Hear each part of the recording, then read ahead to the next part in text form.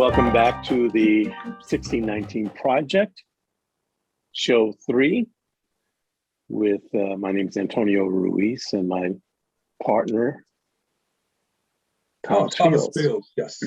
Sorry. He forgot his name. Counting out for a moment. I should have cued him. Yeah. So we're continuing our conversation about race. And obviously, we're talking about the book, The 1619 Project, created by Nicole Hannah-Jones and the New York Times. And the book, if you haven't read it yet, is made up of a whole series of essays, but there's also poems in here, facts. Interesting a book. The chapter we're dealing with today is basically an essay written by a scholar named Dorothy Roberts. And before we go into that, I just want to read on page 42 an interesting, we have these little tidbits in between some of most of the chapters. And it talks about page 42, 1682, Virginia's House of Burgesses. This is, of course, before, this was during colonial times and before we became known as the United States of America. The House of Burgesses, which was sort of their assembly, made interracial marriage punishable by imprisonment. Over the next decade, Virginia and other colonies continued to pass laws restricting or prohibiting marriage between white and Black people. No such laws exist in England at the time. They were unique to the North American colonies and helped create a racial caste system that strictly forbids interracial relationships of all kinds. You notice they said of all kinds. So it wasn't just Black and white, it also had to do with don't marry any Native Americans or anyone else who anybody would consider to be white. And in that time, white meaning white European. Anyway, I just want to set the tone with that. Her essay opens up with a story about a couple wanting to apply for a marriage license and the hoops that they went through wanting to not check a box about race, and that they couldn't do that they had to do that. And this was in Arlington County, Virginia, and it was in 2019. We're not talking about a century ago. And part of the problem was that I think it was the spouse, the male was 26 years old and had recently graduated from law school. No, it was the woman, excuse me. Her parents were of Indian descent and came to the United States from Guyana, a nation on the Caribbean coast of South America. He was 32 years old and is a Black man who grew up in Ghana and immigrated to the United States as a teenager. And when they were asked if there was any way to apply without identifying a race, they were told that their only option was to select other, and they didn't want to. Mm-hmm. So the point here is, this whole idea of having to categorize yourself according to race. I mean, I think about your children.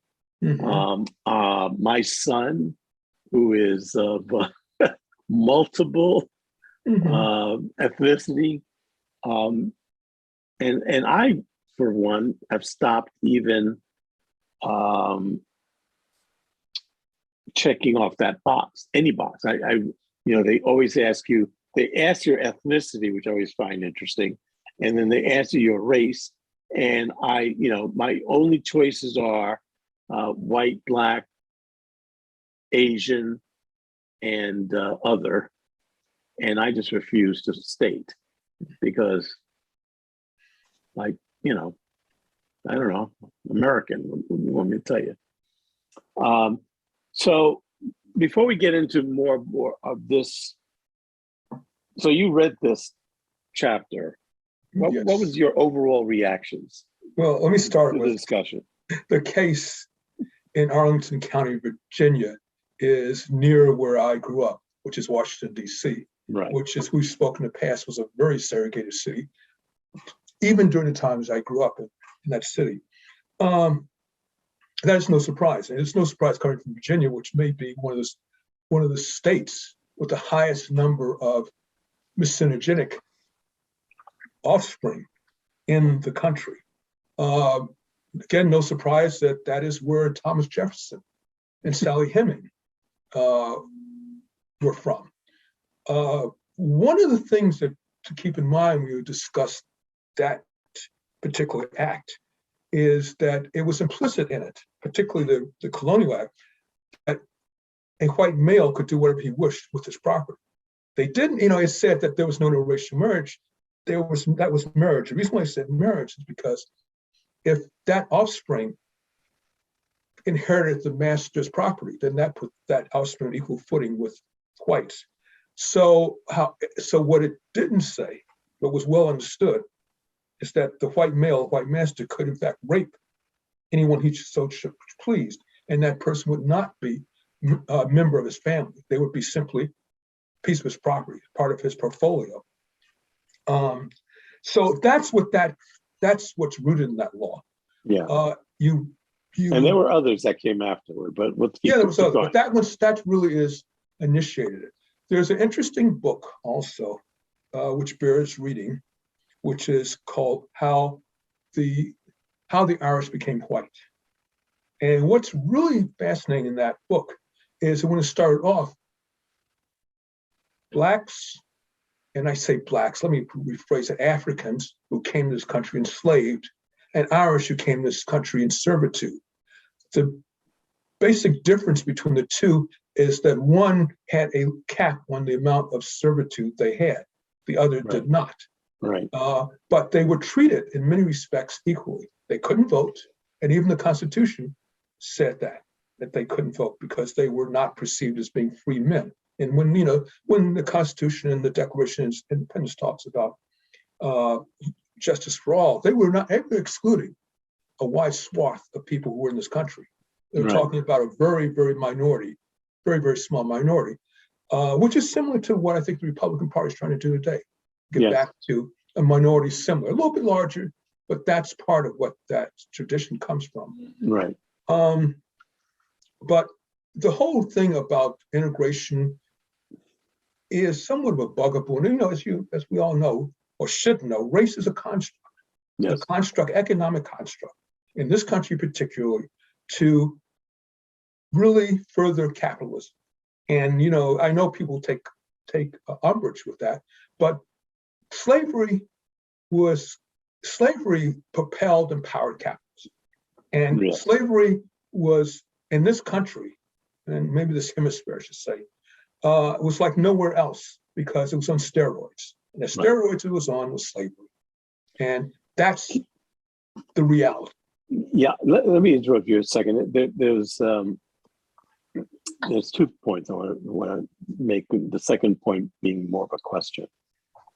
So I just got curious this morning about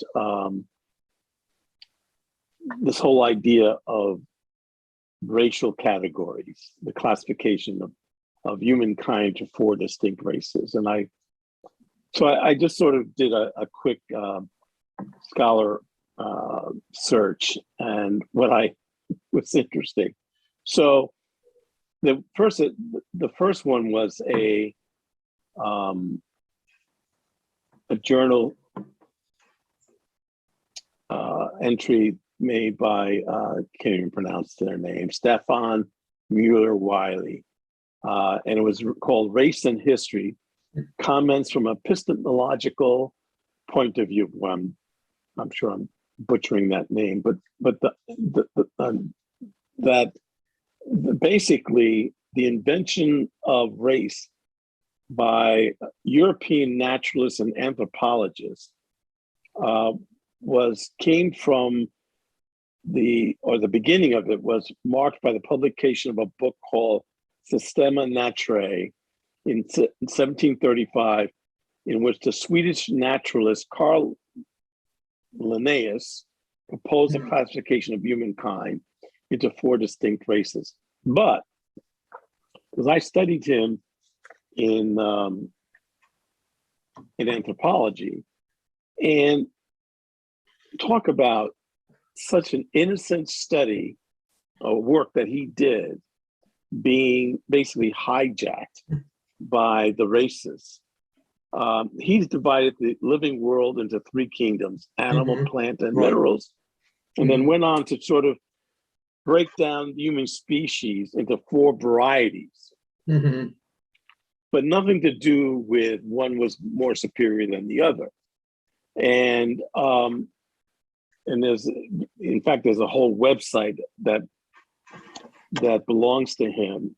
People who are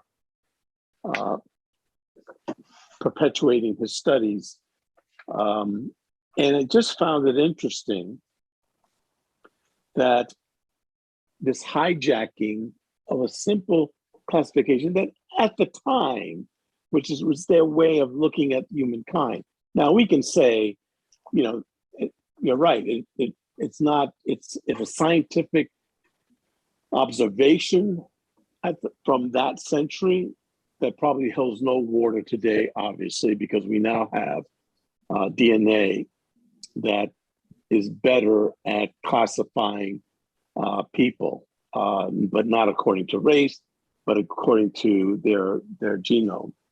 And so this sort of led to the question that I have that I want to throw out there about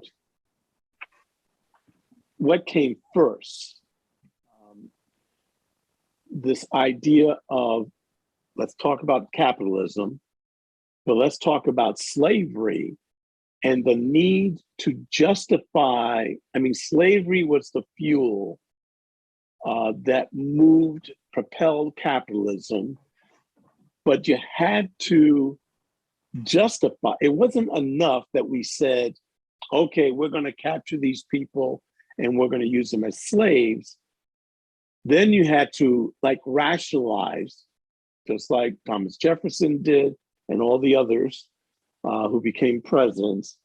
You had to justify why you continued slavery, because by any stretch of the imagination, someone had to raise the issue of morality at some point.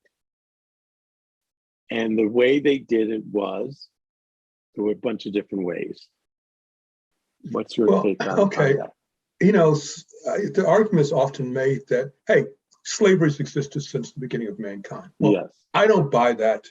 Yes, slavery has existed for quite a while. And if you even go back to the proposed name of slavery, comes from Slavs who were put into bondage by certain other European countries and ethnic groups. But the form of slavery that existed here was vastly different from perhaps any other type of slavery. And that gets you back to capitalism we started. But here's the other problem with slavery. If one says one is a Christian, and remember the Roman Catholic Church and was set up as Christian based, and the Pope and all of that, if you start talking about your Christian belief, you circle, and you talk about slavery, you circle back to how do you justify slavery and you're a Christian? Right. Well, the way you do it is what many of these white supremacists have done and continue.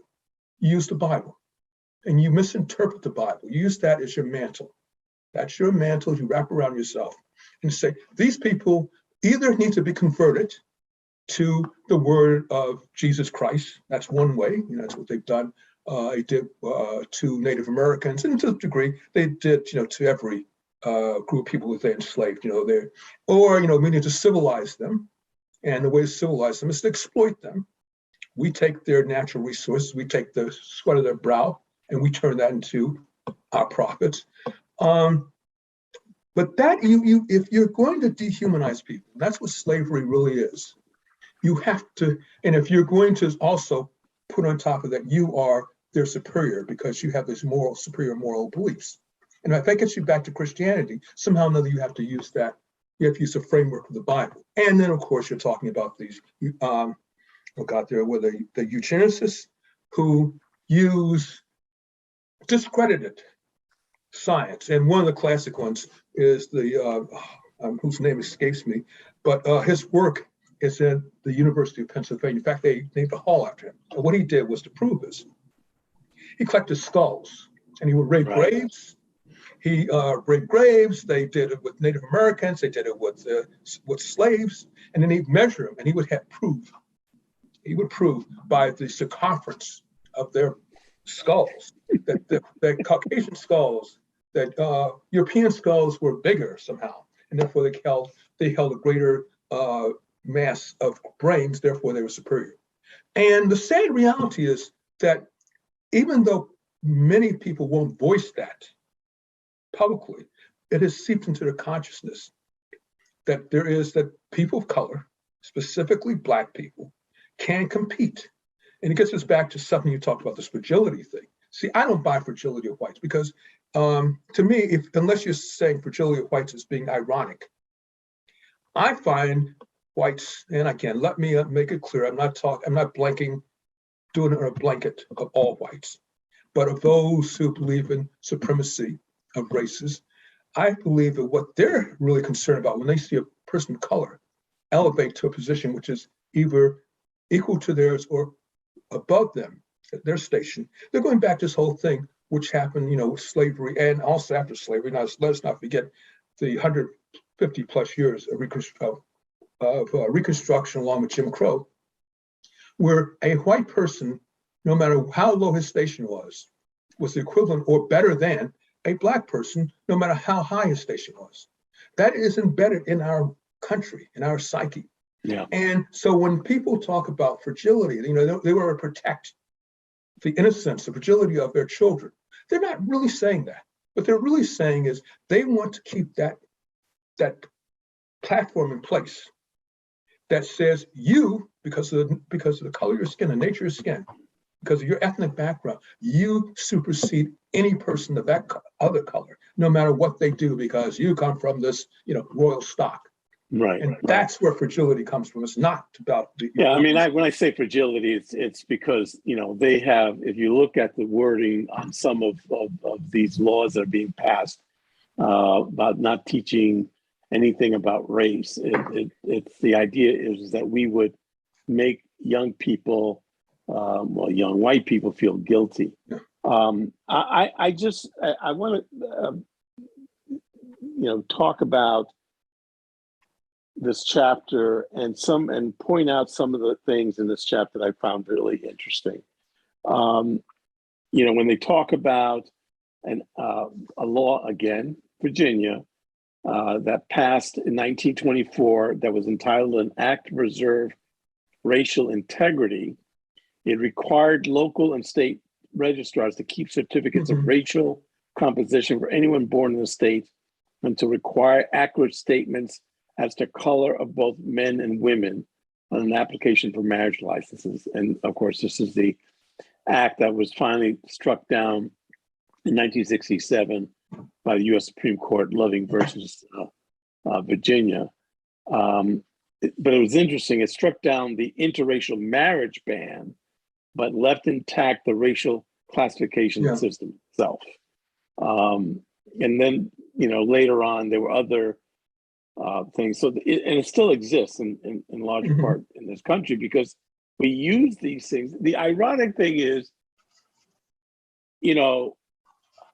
we rail against it, but at the same time, we use it to prove whether or not there's discrimination. And I say prove because I'm not sure it really does a lot of that proving. Well, let's think about this. The man you're talking about is Plecker, who's the administrator. He ran that Office of Statistics in the state of Virginia from 1912 to, I believe, 1946. Right. Think about what was really going on. What they were concerned about with statistics of who was quote unquote white, who was non-white, anybody with a bit of any blood other than European. It was more about politics. It was more about who was going to vote. Yeah. That's what that was about. Right. He wanted to keep those statistics so that they pass those on to the polling officers at the polling places. And if your name showed up on those, you were not allowed to vote. Simple. And that was in fact the bare bones behind that.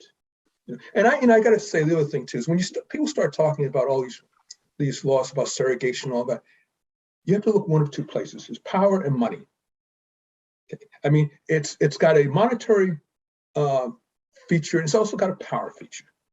And race enters into it, yes, but it's about keeping the power and the money in control in one hand and not the other hand.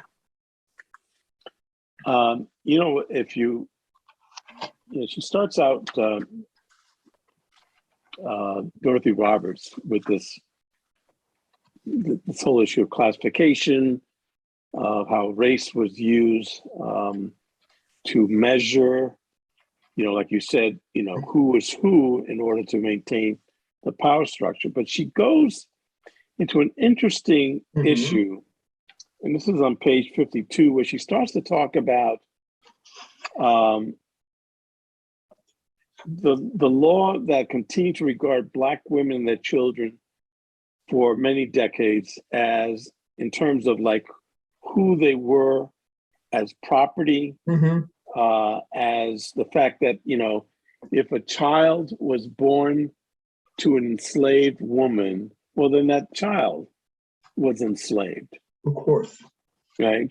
So I'm looking for the, so like, for instance, one thing that, I sort of knew this, I guess. So talking about, and she spends a lot of time talking about Black women as slaves, and how the issue of control, the issue of the stereotype of Black women that even continued into the 21st century. Sure. And one of the lines that really blew me away was, new evidence of white men's sexual violence against enslaved women is emerging from the genome. A 2020 study sampling the DNA of 50,000 people, 30,000 with African ancestry, reinforced a historical record that researchers found that although a majority of more than 12 million enslaved people who arrived in the Americas were men, enslaved women contributed more to the current gene pool. The genetic contribution of European men to the ancestry of African Americans is 3 times greater than that of European women. This means that enslaved men were more likely to die before they were able to have children, and that enslaved women were often raped by white men and forced to bear their children. What surprise was that? No, it's not a surprise. It's just that there's more evidence, and that it relates, and I guess it's also about the pool. And it's not surprising. Maybe that was not the right word to use, but that this also began this idea that in order to justify the rape, not that they had to create this image of a Black enslaved woman as one, well, she wanted it, two, that even after slavery, I mean, she goes into this really interesting stuff about the Black woman as a Jezebel. That Black women were governed by their sexual desires. It describes, talks about page 54, as early as 1736, the South Carolina Gazette described African ladies as women of strong, robust constitution, who were not easily jaded out but able to serve their lovers by night as well as day. Right. And it just goes on to talk about the lasciviousness of them. And I thought this was really interesting how she sort of like turned the focus onto Black women under this category of race, because it really, like, you know, paragraphs like white scholars and politicians link sexual stereotypes of Black women to claims that Black mothers procreated recklessly. Yeah. Well, but you know, and she goes one further in that chapter talking about Daniel Patrick Moynihan. Yeah. And there was an era. 1965, the Negro family. Yeah, but case for national action. Yeah, it continued into the 90s when white sociologists would rail about how this destruction of the lack of fathers in these families, that reason why they brought this poverty upon themselves. The income gap was created by the fact that these fathers were not responsible for children that they reared. The welfare queens. Totally the famous one, yes. Yeah, totally ignoring all the conditions and the fact that those conditions were created by policies which were intended for what they did what they were intended to do. And if you don't buy that, I suggest you listen to the man who created the war on drugs, his tapes, Richard Nixon, who very plainly said the war on drugs was against leftists and against Black nationalists. And the way to he couldn't go after them legally, but he could go after them with these policies such as the war on drugs. And that is exactly what happened. And she pointed out, as they took away social programs, as they ran through highways through communities, Black communities, prosperous Black communities, as they in fact did the, what do they call it? The urban renewal, which was, you know, urban removal. Yeah, urban removal. And they ramped up public safety, which means police. And they go after males, particularly males. And that's important to understand, because what they did was they could demolish an already fragile community by basically ripping families apart, putting those males in jail. And another thing which I talked about, but I think it bears repeating. We all know about the pipeline from schools to prison. That's clear. Right. You know, it's irrefutable. Okay, it's irrefutable that has happened. But what is not talked about is that you take a community which you basically have raped. You've taken away the men, you've taken away jobs, you've basically destabilized those communities. Now, and you say there's crime. You say now the outcome of that has been whole-scale crime. So you lock away these people. Now, why do you put the prisons that are locking up these people, why do you put them in white rural communities? And, you know, it's twofold. You know, one is a way of improving the economic well-being of those communities, those rural communities that have been demolished by the 20th century and the 21st century movement from agriculture and from manufacturing base to the base we have now, which is technology. So you prop up those communities. And I'm not advocating this per se, but it seems to me, if you were saying that you have these crimes in these communities and you're taking these people out of these communities, why wouldn't you put prisons in those communities? Why wouldn't you bring that economic development to those communities where you're taking away the people who were in those communities, propping them up? And it's clear, their intent was to destroy the communities. And I wouldn't hear an argument against that. Yeah. You know, I'm just looking down, you mentioned Richard Nixon. It actually was just before he took office. The famous 1968 Crime Act. This is on page 56. And I remember this. Dramatically expanded federal funding for local police operations and led to a policy shift toward massive incarceration and surveillance. Excuse me. And then goes on to talk about the Reagan era. And of course, obviously, we can talk about what happened in the 90s during the Clinton and the massive crime bill. And this idea that the solution to everything is put people in prison. Well, Now, there's no distinction made between. Well, this is a discussion that's going on now. I was talking to someone, maybe it was to you, about the fact that there's this controversy in California about what constitutes a felony in terms of the numerical value of goods stolen. I think it's $900. Anything below that is a misdemeanor. Anything above that is a felony. And we're laughing about the fact that, well, what if it was $1,000? What if it was $1,500?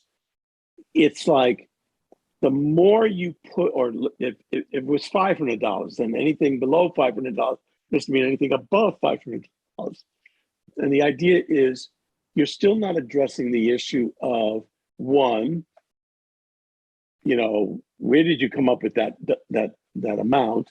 Number two is you then take people who stole $501 worth of goods, you put them into the felony system, you put them into prisons, big prisons, and what is the point? Because because when they get out, there's no support systems. It's a one solution for everything. It doesn't matter what you stole. I'm not talking about murderers here. This is the other thing that everybody equates. If you enter the legal system, it's one solution for everybody, whether you're a rapist, murderer, or whether you stole a $500 worth of goods. And that's part of this craziness that just makes no sense to me. The other big thing right now is that people who get put out on bail. Well, first of all, you don't get bail. You don't get put out. You don't get freed on bail if you can't afford the amount. Mm-hmm. Number one, and this idea that the no bail liberals have said, well, the person who steals $500 is not necessarily as a threat to the community as the person who is maybe the murderer. Mm-hmm. And I just find this whole one solution for everything coming from the right wing, the conservatives, just galling and just attacking that any effort to find middle grounds or find multiple solutions for crime, in quotes, because we all know that all of this is really about people of color. I mean, they're not talking about, white kids. They're talking about, let's keep those criminals, and we know who they're talking about, away from us. Yeah. Let's also get back to some of the root of this problem.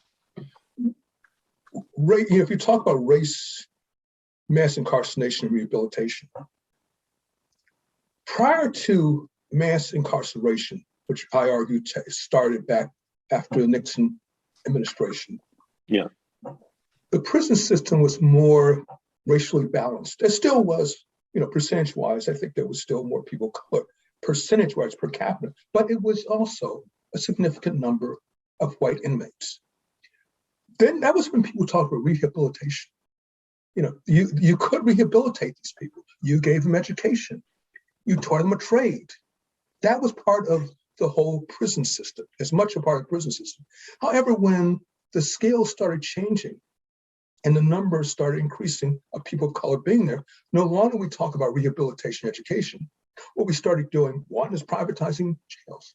So Wall Street got into the act and became something privatizing, which gets you back to slavery of a different sort, because what they did was rented out those people and their labor for the benefit of financial gains from basically white people who own stock. And then this whole thing, you start sending more and more of those people of color to those prisons that, once again, propped up economies in white rural areas. But on the matter of felonies and justice and all of that, we also have to look at mass incarceration worldwide. Why is America, for the last, I think I've tracked this back to like the last 5+ years, led the world in numbers of prisoners, both numerically and per capita? And yet and the numbers are there if anyone wants to check them out. Yet in terms of our crime, we're not even in the top 10 of crimes internationally based worldwide, everything from homicides to burglaries. But we beat everybody, and we beat our enemies such as Russia and China in incarceration. I mean, let's start with that fact. If you can argue, you could argue that gets blacks and people of color more criminal problems. And therefore, that's why we have more criminals and more prisons here. So if you want to go that road, fine, do it. The other part about what we define as crime and felonies, there's something's happened just fairly recently which could tell you that that's not evenly handed applied. Purdue Pharmacy, the Sacklers. Right. Yeah. If we're talking billions, we're talking billions of dollars, and that's just direct. Indirect, you're probably talking about tens of billions because of lost wages by people who got addicted. And many of those people who were addicted were in Rust Belt states, were in middle America. Not a single Sackler is ever going to see the inside of a prison. It's a white collar crime. But see, that's again, the term white collar crime tells you pretty much what you need to know. But that's all that listen. And that's the way we have allowed the conversation to be framed. Right. White collar is okay. Right. It's victim. Because it doesn't involve violence. But it does. But no, what they will say, often, it's a victimless crime. Right. Okay. They're always victims. That's denying the fact that people end up in prison to feed habits. Denying the fact that people lose their homes. I mean, all of that stuff that destabilizes communities, all communities. But that's a victimless crime. And we let those people, and the Sacklers, I'm pointing to them because they're probably one of the most egregious, but there are others. We allow them to put their names on monuments and buildings. They're celebrated. And these people are criminals. But that's not the way we in this country look at it. And this capitalist system, we look at those people as being I just find it interesting. I was looking at for another thing I'm writing. The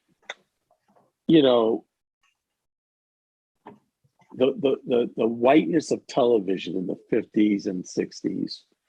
Well, actually extends even to today, but whenever you saw, for the most part, ever saw a person of color, they were most likely in some kind of a menial job, or they were criminals, which just reinforced the stereotype of people of color in this country.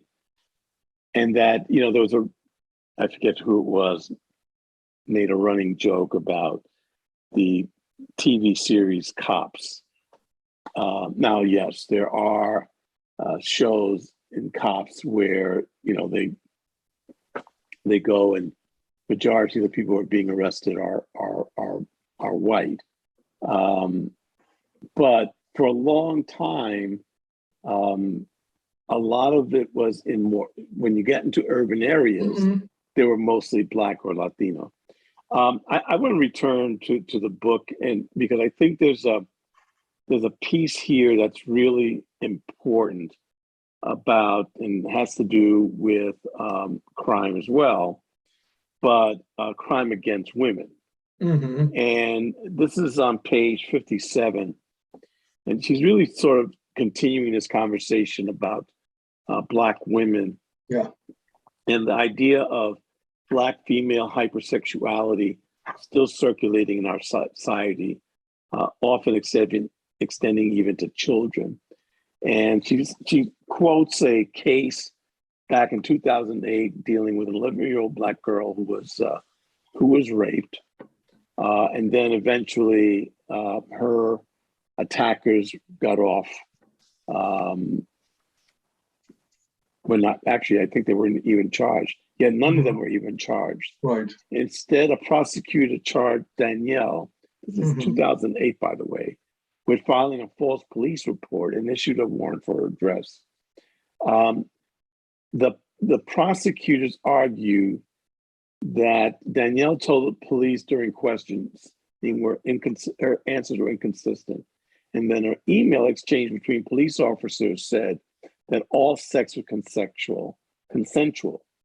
Parents were unable to accept the fact of this child's promiscuous behavior caused this situation.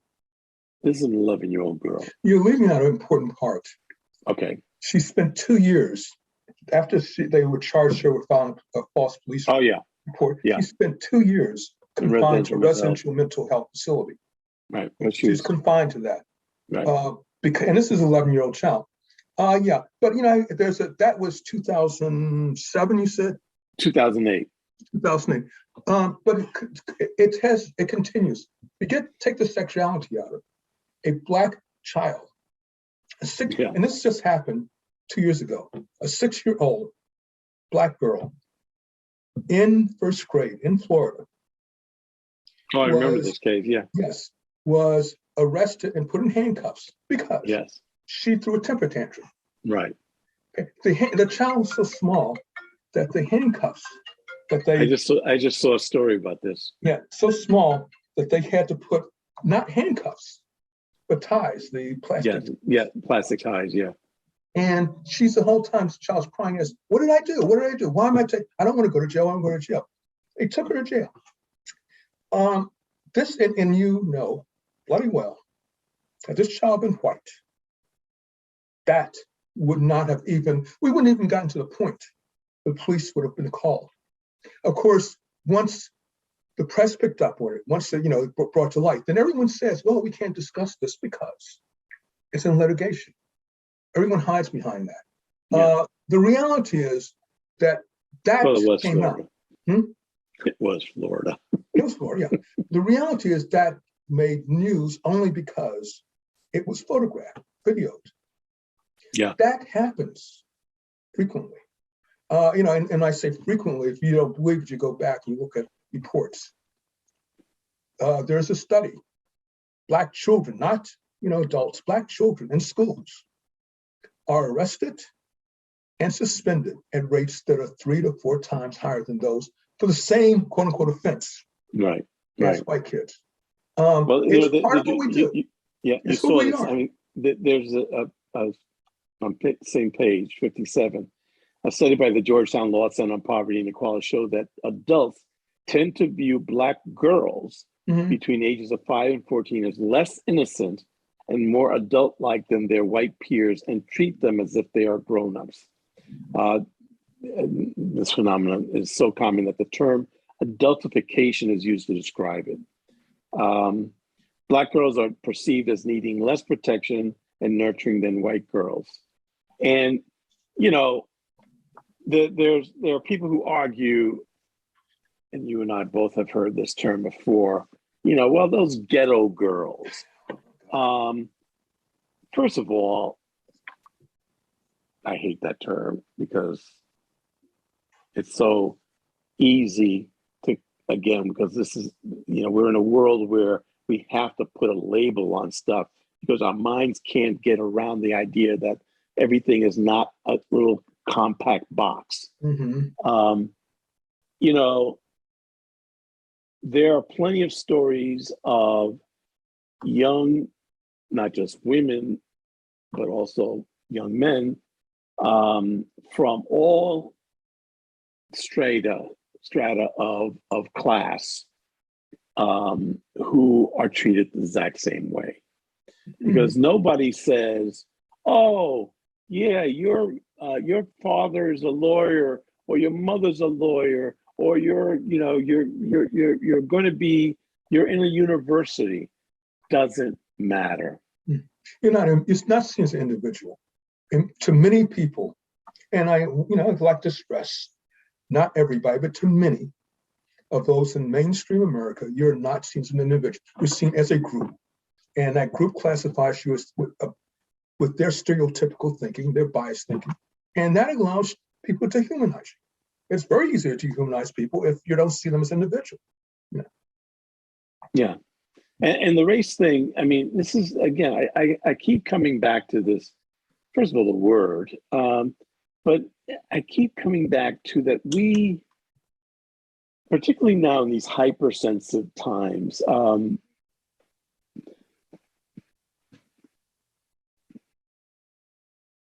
with this idea that, and you started out this discussion with people feeling, this idea of,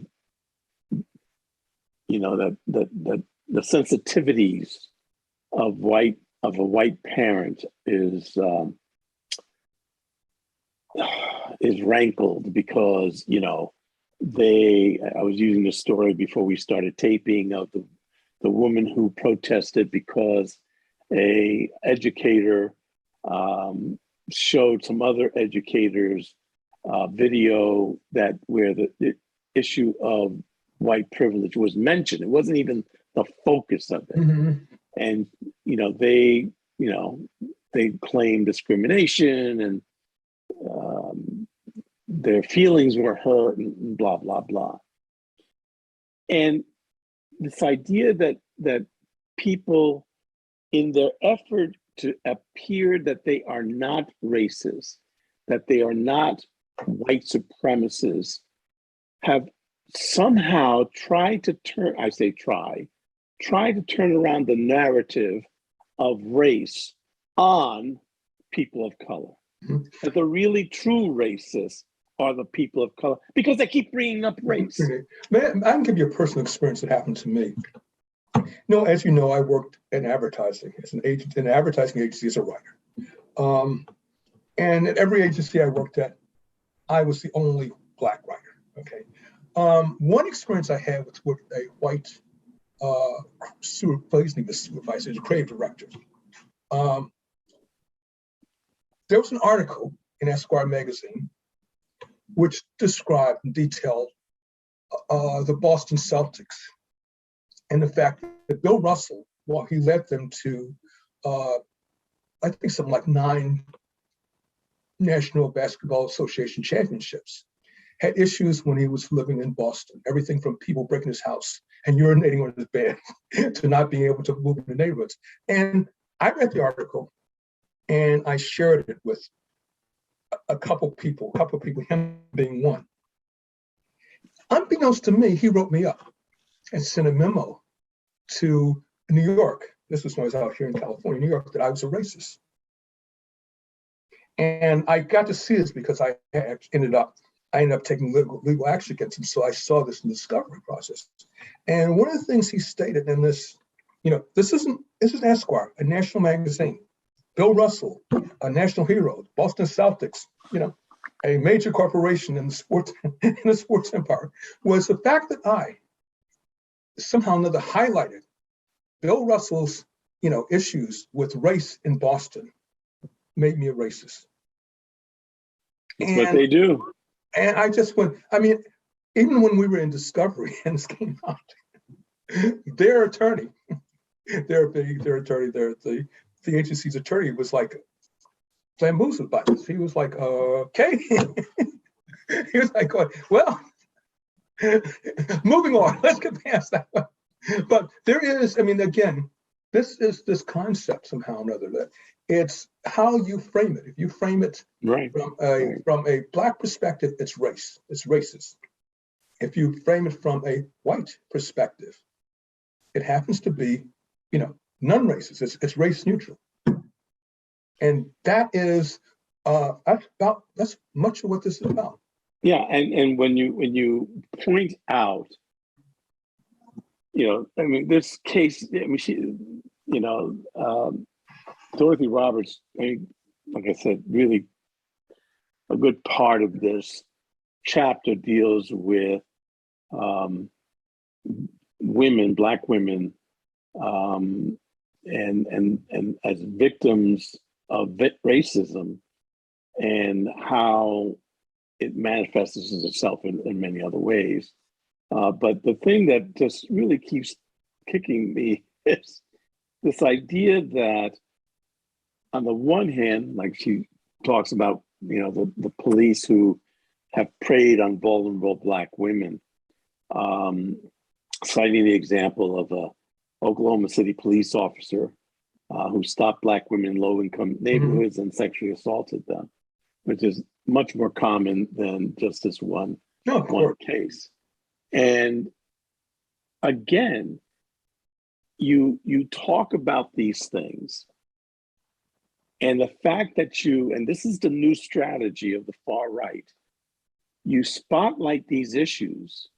Even the whole 1619 book rankles them, because this idea that we would have the audacity to put a spotlight on not just the past history, I'm talking about the history going back to the founding of this country, but that we would have the audacity to spotlight these issues today, and that we are the ones who are the racists by bringing up discriminatory practices that have been, proven. I mean, this is not a question of that we're saying things that did not happen or do not happen. And it's the strategy that just doesn't surprise me. Trump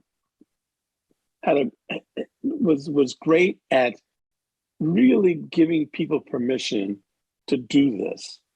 And it makes me wonder, in our time left, I want to just talk about where do we go from here? Because with all these laws that are being passed, that basically means don't teach American history other than that sanitized version that a lot of us grew up on.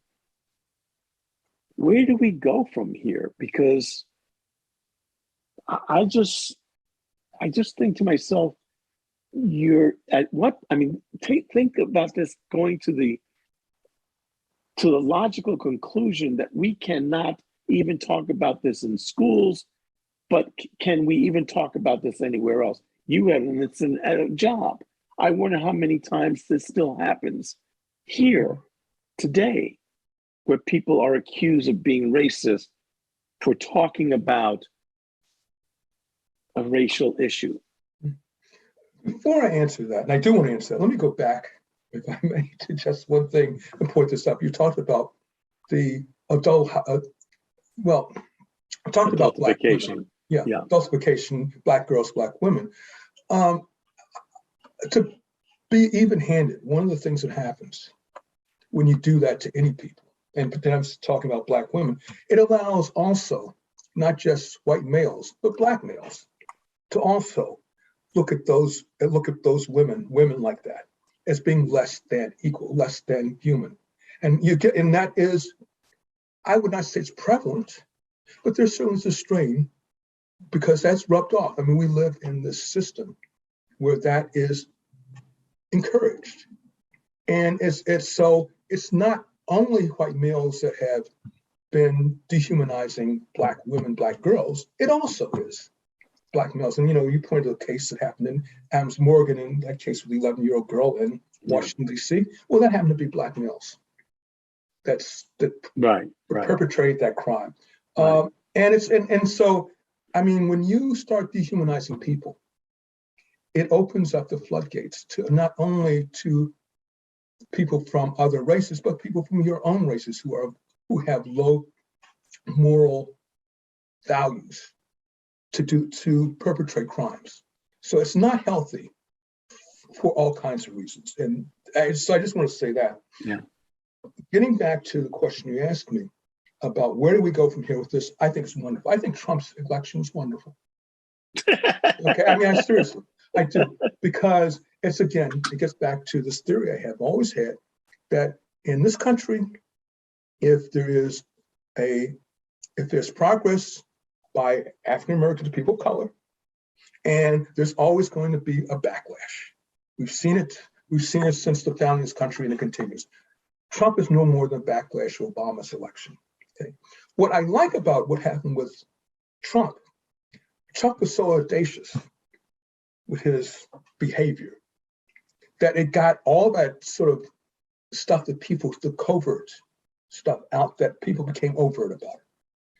It brought out the anti-Semites who were saying things like, about the Jews. And at the same time, when Trump is holding up Israel, which was kind of, you have to look at that and realize where that was coming from, that and religious right. Why were they saying, why were they holding the Israelis up as this paragon? Because, they're against the Palestinians are people calling at it, goes to that whole. And he was not saying, oh, I love Jews, or I love Israel, really. Yeah. But I stray. The wonderful thing about Trump is it got a lot of the stuff out of when we, as American society, kept hidden. It might not be this book, the 1619 Project, frankly, had there not been Trump. Trump not only opened the gates for the bigots, the anti-Semites, all the other, the right wings, and let them come out and be overt. But what he also did was he became a threat for free society and to the free press. I don't believe the New York Times would have, basically endorsed and put their imprint on a book like the 1619 had let's say Hillary become president. Yeah, that would not happen. This book is maybe a different America, but yeah, but it's because you still have the same, but the same America. Same thing. It just be under the surface. Right. Sooner or later, you would have had a Trump. Yeah, and maybe that Trump would have been smarter than this Trump. Yeah, I think the only reason why we're still somewhat. DeSantis is. Yeah, DeSantis is trying to fill that role. This Trump is pretty stupid and pretty blatant, using his racism. So to me, I think that Trump was a good thing because it sort of set up a lot of things I think that are positive going to happen. And it also made the lines clearer. When you had Trump sending out police, federalizing prison guards in Portland to go after people who were basically exercising their rights of freedom. I mean, he made it very stark and very plain. So I'm happy that Trump did exist, and because it allowed us to see what we could become. This whole thing about that's not who we are. Well, I'm sorry, that is who we are. Well, that's part of the problem, and the thing that is now going to be the challenge for us moving forward is, we've had this conversation many times, that we can become complacent and think that these threats to democracy are not real. The guy's no longer president. That once the pandemic is over, although some people think it was over 2 years ago. That that things are just going to go back to normal, and that you notice there's not been any big social justice demonstrations like the ones from last summer. That was a while. Summer before. No, last summer. Yeah, the summer. And I think moving forward, the real question is, and I'm going to just wrap this up with a closing statement from you, but I think on the one hand, I don't always share your optimism, but I do think that whatever happens moving forward is going to have to come from young people who are socially conscious. And I think that if you follow anything on social media and you see what's going on, sometimes below the media surface, because that ain't sexy. They would rather cover a white supremacist rally versus the work that's going on down here. So I see what's going on, both things that my wife works with, that I see at school, that gives me hope that moving forward, these issues of racial classification, these issues of stereotypes, these issues of how we see ourselves as people of color or as a nation, period, that I want to be optimistic about, and particularly as we see these incredible demographic changes that are happening over the next 30 to 40 to even 50 years. So anyway, closing remarks. Yeah, I agree with you, everything you said. I also want to add to it, though. I think what we're seeing is a paradigm shift. And I think it's a paradigm shift that goes beyond race. I think it's going to be positive. The paradigm shift is the world, and pardon you can bleep me on this, but the world's fucked. And I'm talking about climate change, I'm talking about the inequities, economic inequities. That generation coming up understands it because it's impacting them directly. I mean, it's an existential threat that's becoming real. They will be living, their children will be living in a world which is vastly, radically different from the one we're living in, and has been damaged in whole by the policies that we have done. And I say we, I'm saying collectively. And that by itself, I think, is going to force them to reckon with stuff that we have been reckoning with for quite a while, but it's going to force them to apply solutions which are not the piecemeal solutions that we've done in the past. Right. And for that, I am hopeful. Okay. Well, this ends another show about the 1619 Project, where we covered a heck of a lot of things, both in the book and outside the book. And I want to thank you again for taking the time to talk with me about the 1619 Project. It's always interesting talking to you, Antonio. All right. Even outside of the podcast. Yeah. All right. See you next week. Hey, man. Be good. Bye.